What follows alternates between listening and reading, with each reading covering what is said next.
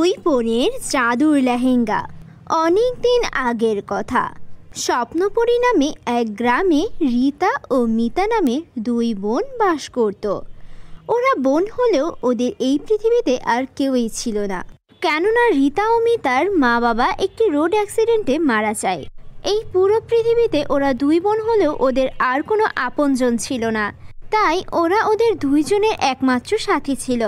রীতা ও মিতা অন্যের বাড়িতে কাজ করে যে টাকা পেত তা দিয়ে ওদের লেখাপড়ার খরচ আর ওদের খাওয়ার খরচ চলে যেত। ওরা কঠোর পরিশ্রম করেও পড়ালেখা ছাড়েনি, কারণ ওরা সব সময় এটা বিশ্বাস করত পড়ালেখা ছেড়ে দিলে ভবিষ্যতে ওরা কিছুই করতে পারবে না। তাই যেভাবেই হোক, যত কষ্ট করেই হোক, ওরা পড়াশোনাটা চালিয়ে যাচ্ছিল। এইভাবেই রীতা ও মিতার দিন কাটত। বন্ধুরা, তোমরা যারা যারা গল্পটি দেখছো তোমাদের নাম কমেন্টে লিখে ফেলো, আমরা নেক্সট গল্প তোমাদের নাম দিয়ে বানাবো। এই রীতা, আজকে মালার মাদের বাড়িতে আমাদের অনেক কাজ আছে। আজকে ওদের বাড়িতে বার্থডে পার্টি আছে। বার্থডে পার্টিতে কত কাজ হয়। প্রথমে গেস্টরা আসবে, সবাইকেই খাবার দিতে হবে। তারপর গেস্টরা চলে গেলে আবার থালা বাসন ধুয়ে সব কিছু পরিষ্কার করে রাখতে হবে। আজকের দিনে অনেক কাজ আছে। চল চল, আজকে মনে হয় কাজ শেষ করে বাড়ি ফিরতে ফিরতে রাত হয়ে যাবে। হ্যাঁ, কি আর করার, মালিকরা যা চায় তাই তো করতে হয়, এটাই তো নিয়ম। চল আমরা এখন দ্রুত বেরিয়ে পড়ি। কালকে শুক্রবার আছে, আজকে একটু রাত করে বাড়ি ফিরলেও সমস্যা নেই। কালকে সারা দিন পড়তে পারবো, কাল তো আমাদের ছুটির দিন। তারপর ওরা দ্রুত চলে গেল বার্থডে পার্টিতে। সেখানে সবাই নতুন নতুন জামা কাপড় পরে এসেছিল, অনেক সুন্দর করে সেজে গুজে এসেছিল। সবাই মজার মজার খাবার খাচ্ছিল। বড় একটা বার্থডে কেকও এনে রাখা হয়েছিল। এসব কিছু দেখে ওদের দুই বোনের ভীষণ মন খারাপ হয়। তখন রীতা বলে, মন খারাপ করিস না বোন, আমাদের বাবা মা বেঁচে থাকলে আজকে আমরাও হয়তো আমাদের জন্মদিন এভাবেই পালন করতাম, কিন্তু আমরা যখন চাকরি বাকরি করব আমরাও আমাদের জন্মদিন পালন করব। তখন ওদের মধ্যে থেকে একজন লোক ওদেরকে ডেকে বলল, এই যে মেয়েরা, এদিকে এসো তো। আজকে জন্মদিনে তোমরা নতুন জামা কাপড় পরোনি কেন? তোমরা কি আজকে আমাদের এখানে মালার বান্ধবী নাকি? ধন্যবাদ, আপনার এত সুন্দর কথাগুলোর জন্য সত্যিই আপনাকে অনেক ধন্যবাদ। আরে না না আপা, আপনি ভুল করছেন। ওরা মালার বান্ধবী নয়, ওরা আমার বাড়ির কাজের মেয়ে। কিন্তু মেয়েগুলোকে দেখে তো মনে হচ্ছে ভালো পড়াশোনা করে, আচার আচরণ দেখেও খুব ভদ্র মনে হচ্ছে। ওই আর কি, হ্যাঁ পড়াশোনা করে। বাপ মা মরা মেয়ে তো। ওরা দুইজন বোন, কিন্তু পৃথিবীতে ওদের আর কেউ নেই, তাই আমাদের বাড়িতে কাজ করে।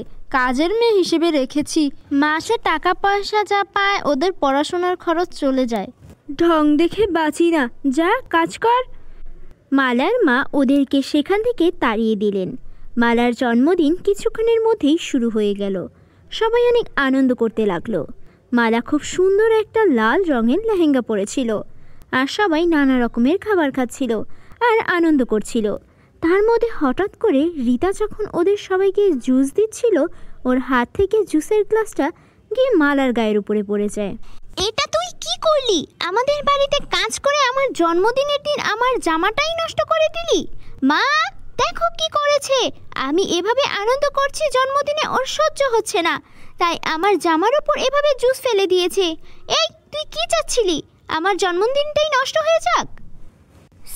সরি, আমি আসলে দেখতে পাইনি, সারাদিন থেকে কাজ করছি তো আমার কখন যেন হাতটা স্লিপ করে গেছে। I am extremely sorry. আবার ইংরেজিতে কথা বলছিস? তুই সবাইকে কি বোঝাতে চাস যে তুই শিক্ষিত মেয়ে আর আমি অশিক্ষিত? মা ওদেরকে এখনই ঘাড় ধাক্কা দিয়ে বের করে দাও। ওরা অনেকবার ক্ষমা চাইল, কিন্তু তারপরও মালার মা ওদের কোনো কথাই শুনল না। ওদেরকে ঘাড় ধাক্কা দিয়ে বের করে দিল, আর বের করে দেওয়ার সময় বলল, শোন, এই মাসের কোনো বেতন তোরা পাবি না, আর আমার বাড়িতে কাজ না করতে পারলে কোন বাড়িতে কাজ করতে পারিস সেটাও আমি দেখে নেব। আমার বাড়িতে কাজ করে স্কুলে ভালো রেজাল্ট করে কি ভেবেছিলি দুই বোন লাট সাহেবা হবি? তা হচ্ছে না, এই গ্রাম থেকেই তোদের বের করে দেব। এসব কি হয়ে গেল? আমার মাথাটা যে কখন ঘুরে গেল আর হাত থেকে জুসটা মারার উপর পড়ে গেল, আমি টের পাইনি। থাক বোন, মন খারাপ করিস না, চল বাড়ি চলে যাই। কোনো না কোনো ব্যবস্থা ঠিক হয়ে যাবে। তুই তো আর ইচ্ছে করে করিসনি, যা হয়েছে ভুল করেই হয়েছে। চল এখন চল বাড়ি যাই। ওরা দুই বোন এভাবে মন খারাপ করে বাড়ির পথে যাচ্ছিল। সারাদিন কাজ করে ওরা ক্লান্ত ক্ষুধার্ত। ওদের পেটে একটা দানাও পড়েনি, তার উপর এভাবে অপমানিত হয়ে ফিরে আসতে হলো। ওরা যখন বাড়ির পথে যাচ্ছিল, হঠাৎ ওরা দেখলো গাছের নিচে কিছু একটা চকচক করছে। ওরা দুই বোন এগিয়ে গেল আর দেখলো, আরে এটা কি, কিছু একটা চকচক করছে। আরে এটা তো একটা পরী মনে হচ্ছে, চল তো দেখি। ওরা দুই বোন পরীকে ঝাঁকানোর চেষ্টা করছিল, কিন্তু পরী অজ্ঞান ছিল। পাশে একটা পুকুর ছিল, ওরা পুকুর থেকে পানি নিয়ে এলো আর পরীর মাথায় পানি ঢেলে দিল, কিন্তু তারপরও পরীর জ্ঞান ফিরছিল না। ওরা দুই বোন অনেক কষ্টে পরীকে ধরে ওদের বাড়িতে নিয়ে এলো। পরীর তো শরীর অনেক গরম মনে হচ্ছে, ভীষণ জ্বর এসেছে, কিন্তু পরী এমন অসুস্থ হলো কি করে? চল আমরা পরীকে জলপট্টি দিয়ে দিই। আমরা যদি ঠিকমতো জলপট্টি দিই, হয়তো পরীর জ্ঞান ফিরবে। ওরা সারা রাত ধরে পরীর মাথায় জলপট্টি দিল, পরীর হাতে পায়ে মালিশ করে দিল। তারপর সকালবেলা যখন পরীর ঘুম ভাঙল, তখন দেখলো তার দুই পাশে ওরা দুই বোন পড়ে আছে। আরে আমি এখানে কি করে এলাম? আর আমার শরীর তো জ্বরে পুড়ে যাচ্ছিল, আমি সেরে গেলাম কি করে? পরী তখন তার জাদুর আয়নায় দেখলো কিভাবে ওরা দুই বোন তাকে জঙ্গল থেকে উঠিয়ে বাড়িতে এনেছে আর পুরো রাত ধরে সেবা যত্ন করে সুস্থ করে তুলেছে। আমি তো ওই তান্ত্রিকের জাদুমন্ত্রের কারণে এভাবেই জঙ্গলে এসে অসুস্থ হয়ে পড়েছিলাম, আর তারপরে তো কিছুই মনে ছিল না। এই দুই মেয়ে না থাকলে তো আমার জীবন অনেক বিপন্ন হয়ে যেত। কোনো খারাপ মানুষের পাল্লায় পড়লে এতক্ষণে আমাকে বন্দি করে ফেলতো।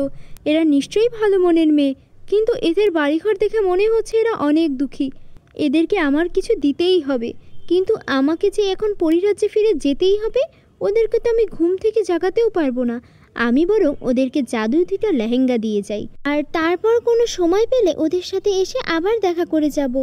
এই বলে পরী সেখানে জাদু করে দুইটা লেহেঙ্গা প্রকট করলো, আর সেই বিছানার উপর ফেলে আর একটা চিঠিতে লিখে গেল, তোমরা এই লেহেঙ্গাটা ব্যবহার করো, এই জাদুর দুই লেহেঙ্গা তোমাদের সব ইচ্ছা পূরণ করবে। এই বলে পরী সেখান থেকে উধাও হয়ে যায়। ওরা ওদের ঘুম ভাঙার পর সেই চিঠিটা পেল। ওরা দুই বোন জাদুর দুই লেহেঙ্গা পরে নিল। জাদুর লেহেঙ্গা, তোমাদের জাদু দেখাও, আমাদের সব সমস্যা দূর করে দাও। তখন সেখানে ওদের খুব সুন্দর একটা বাড়ি তৈরি হয়ে গেল, আর সেই বাড়ি ভর্তি অনেক অনেক স্বর্ণমুদ্রা। দেখেছিস বোন, আমরা কাল রাতেই কত কষ্ট পাচ্ছিলাম যে আমাদের কাছে কিচ্ছু নেই, আমরা অনেক অসহায়, আমরা গরিব। এখন আমরা আমাদের সারাটা জীবন আনন্দে কাটিয়ে দিতে পারবো। এখন আমাদের পড়াশোনা করতেও আর কোনো বাধা নেই।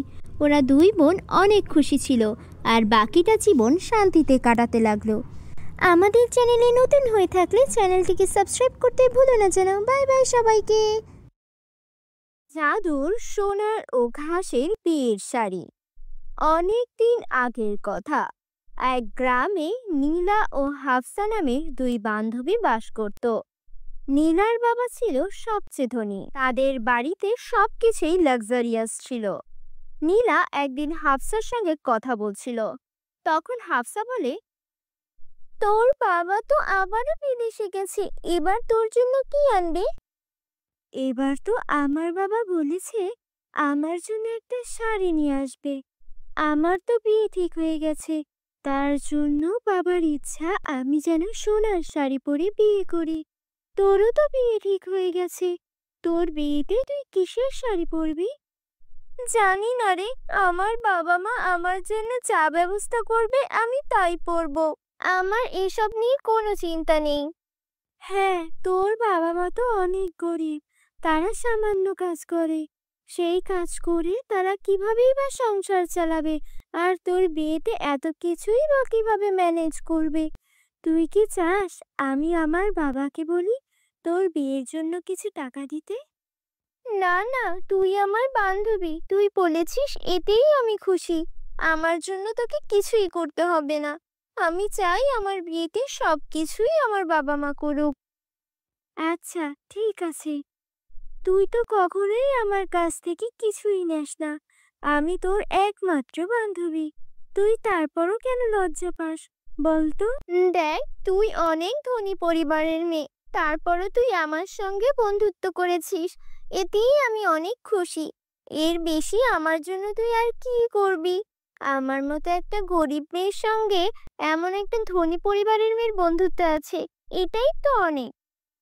আরে হাফসা, তুই এভাবে কেন বলছিস? তোর মনে আছে আগেরবার যখন আমি নদীতে পড়ে গিয়েছিলাম, তুই তোর প্রাণের পরোয়া না করে আমাকে বাঁচিয়েছিলি। সেই থেকেই তো আমরা ভালো বন্ধু। তুই আমার জীবন বাঁচিয়েছিস, তোর কাছে যে আমি চিরঋণী।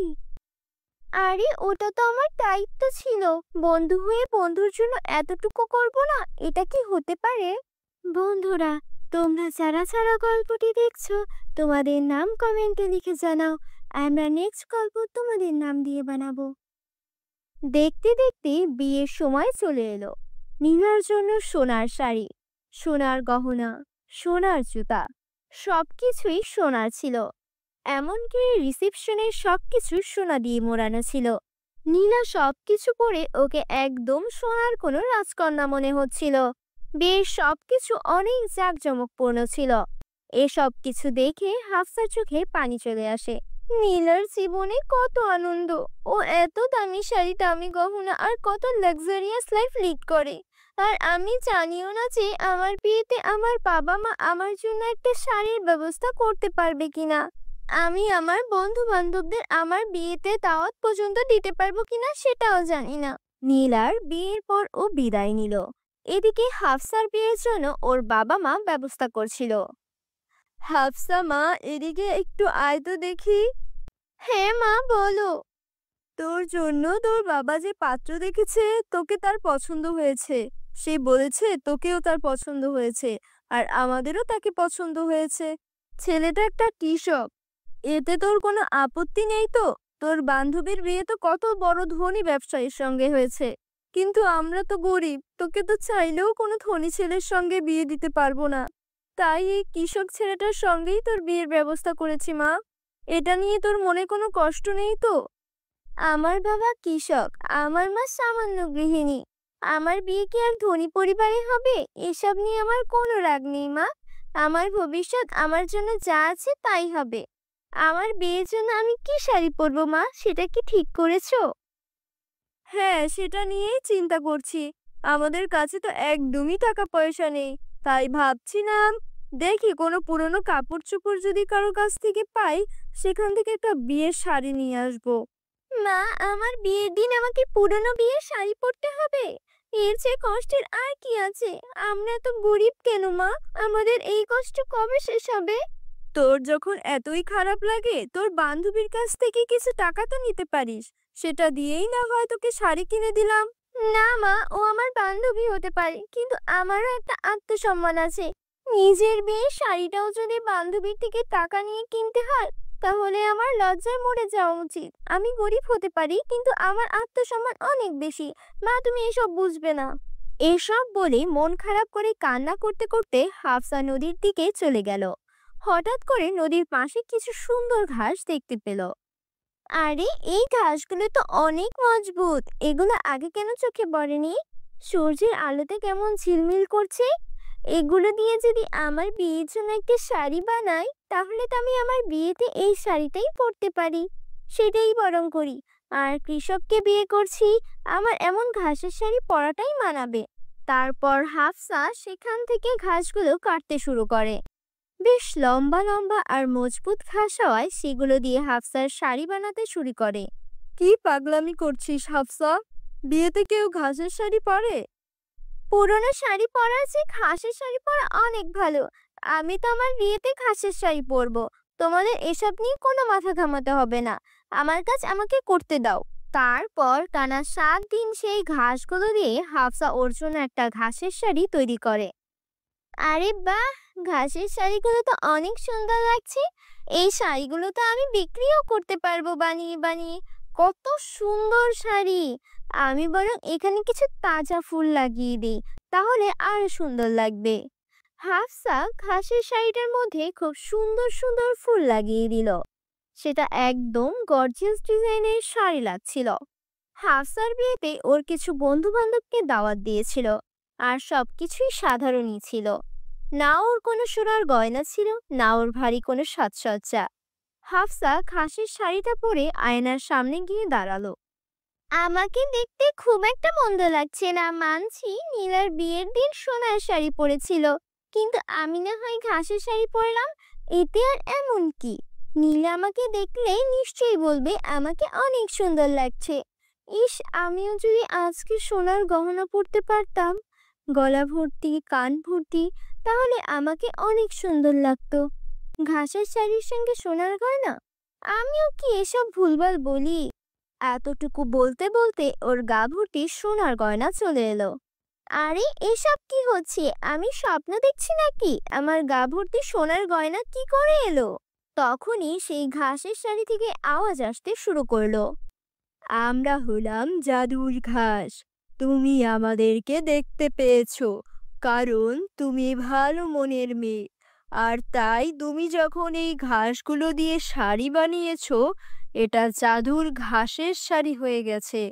তোমার যা যা ইচ্ছা আমাদেরকে বলো, সব কিছু হাজির হয়ে যাবে। পরিরাজ্যের জাদুর ঘাস আমরা। পরি যখন পৃথিবী দিয়ে উড়ে যাচ্ছিলেন, তখন তার ব্যাগ থেকে বীজ পড়ে আমাদের জন্ম হয়েছে। কি বলছো? আমি জাদুর ঘাসের শাড়ি বানিয়ে ফেলেছি? তাহলে আমি চাই আমাকে এখনই 10 লক্ষ টাকা দাও, যাতে আমি আমার বাবা মাকে ধনী করে দিতে পারি। এখনই দিচ্ছি। তখনই সেখানে 10 লক্ষ টাকা চলে আসে। হাফসা সেই টাকাগুলো নিয়ে প্রথমে বিয়েতে সব জাঁকজমকপূর্ণ অনুষ্ঠান করে। তারপর ওর বান্ধবীদেরকে খুব ভালো করে ট্রিট দেয়। আর তারপর জাদুর ঘাসের শাড়ি থেকে টাকা চেয়ে নেয়, যেটা দিয়ে ওর স্বামীকে একটা ব্যবসা দাঁড় করিয়ে দেয়। হাফসা, তোমার কাছে তো এখন অনেক টাকা আছে। তুমি চাইলে তোমাকে ডিভোর্স দিয়ে একটা ধনী পরিবারের ছেলেকে বিয়ে করতেই পারতে। তুমি কেন আমাকে ব্যবসা করাচ্ছ? আমি যখন গরিব ছিলাম তখন তুমি আমাকে বিয়ে করতে রাজি হয়েছো। এখন আমি ধনী হয়েছি, আমার কাছে টাকা আছে, তাই বলে কি আমি তোমাকে ভুলে যাব?